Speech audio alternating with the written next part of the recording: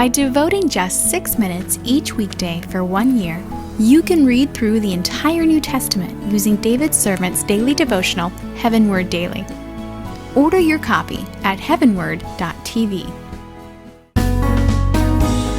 Well, it's so great to be together with you once again as we are continuing our study in the Olivet Discourse, Matthew chapter 25, as we continue our chronological study through the entire New Testament.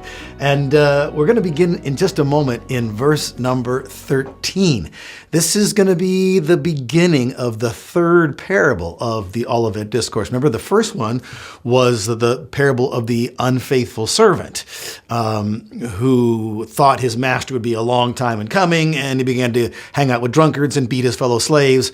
His master came back, but he didn't expect it, and he was thrown into the outer darkness where there was weeping and gnashing of teeth. Then we read the second parable in the Olivet Discourse, the parable of the 5 foolish virgins. All 10 were ready at the offset, but as time went on, as the bridegroom was delayed, 5 became unready. They ran out of oil.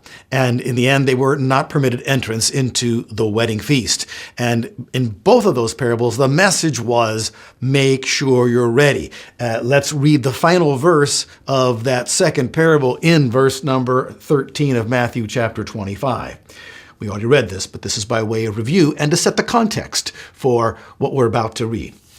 Be on the alert then, for you do not know the day nor the hour. And I mean, that's been repeated so many times in this Olivet Discourse. That's the major theme. That's the emphasis. And I'm going to paraphrase this now in a little different way, and I think you're going to understand my justification for paraphrasing it this way based upon the context of what we've already read. Let me read it this way. Be on the alert then, Peter, James, John, and Andrew. Right? Because that's who he was talking to according to Mark 13:3.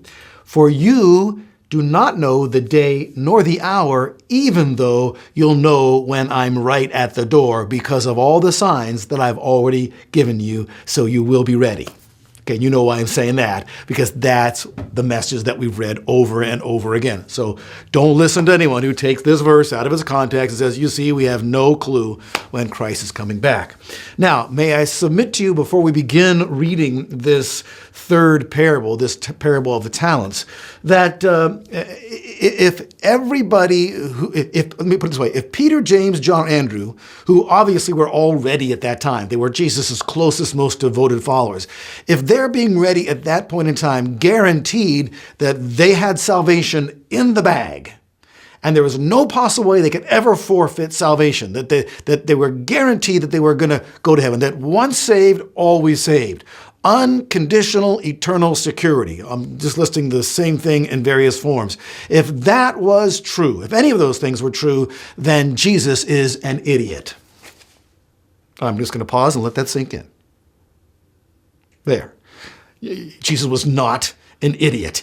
What he said had reason. And because he warned his closest disciples to make sure they're ready, that indicates there was the possibility, it existed, that they might not be ready. Right?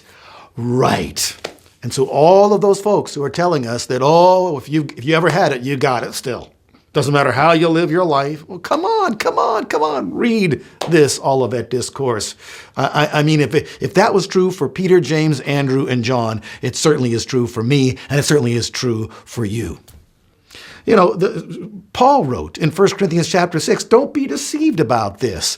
Fornicators, adulterers, the covetous, thieves, drunkards, and so forth, they will not inherit the kingdom of God. So ask yourself the simple, logical question. Is it possible for someone who's born again to revert back to those kinds of things? Can a Christian commit adultery and become an adulterer? Can a Christian become a thief? Can a Christian become a drunkard? Can a Christian become a fornicator, a swindler? Yes, you see. And Paul warned, don't be deceived. Those who do such things will not inherit God's kingdom.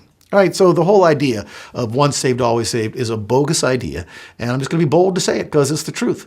I do not believe, however, that you can just lose your salvation at the drop of a hat. I believe there's evidence in the Bible that God disciplines those whom he loves, and if we start straying, he's going to do his best to get us on track without violating our free will. Okay, now here comes the next parable. It's the same message, but this time Jesus hones in more specifically on what characterizes those who are ready, what you must do to be ready. Because in the previous parable of the 5 foolish virgins, where did they blow it? Well, they just didn't have enough oil. Well, so does that mean that all of us, should be carrying oil with us all the time? Is that the message of the 5 foolish virgins? Do you have your quart of oil with you right now? Is that what Jesus is trying to teach us? No, obviously there's symbolism there, right?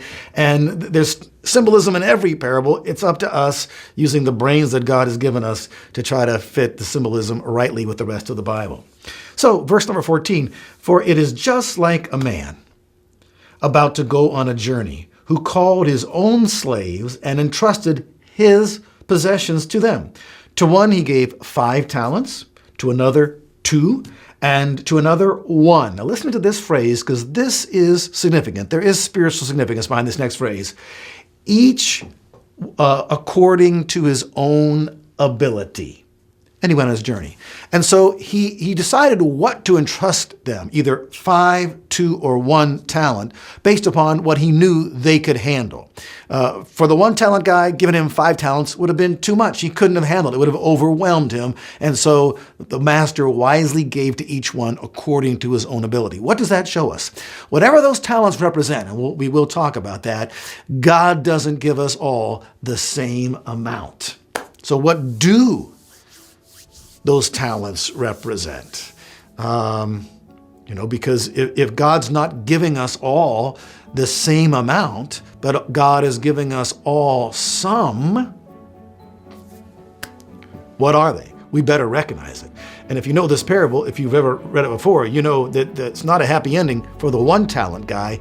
He made a classic error and paid for it dearly. He, like the unfaithful servant in the first parable, wound up in a place where there was weeping and gnashing of teeth.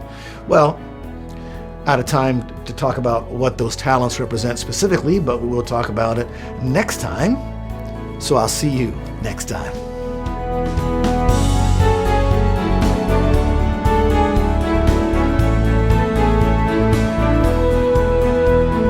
HeavenWord 7 is made possible by the financial support of viewers like you. Thank you.